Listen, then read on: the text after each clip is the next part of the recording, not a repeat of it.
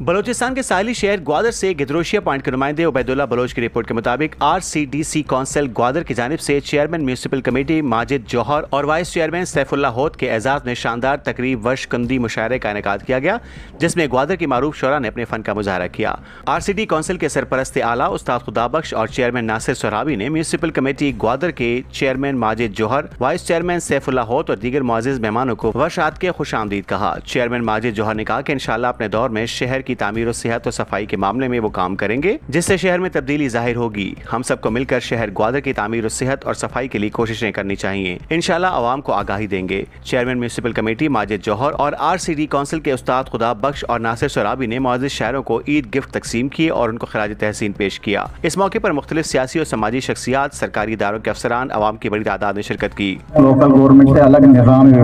सूबा हुआ तो मैं 4 सूबे हैं,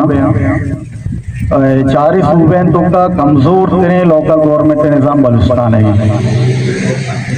और दोसांची मजबूत तरीन और शतरे लोकल गवर्नमेंट निज़ाम कहाँ होती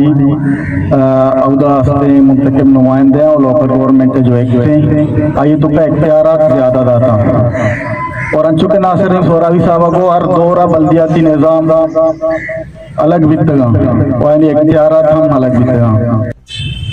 इस हाल ही क्योंकि मैं ग्वादर बल्दी आए लोग की क़यादत देमात का तो इस हाल ही के इस्तेमाल यही तो हुआ तो ग्वादर बल्दी आए लोग की क़यादत चेयरमैन माजिद जौहर और आइए नामजद वाइस चेयरमैन सैफुल्लाह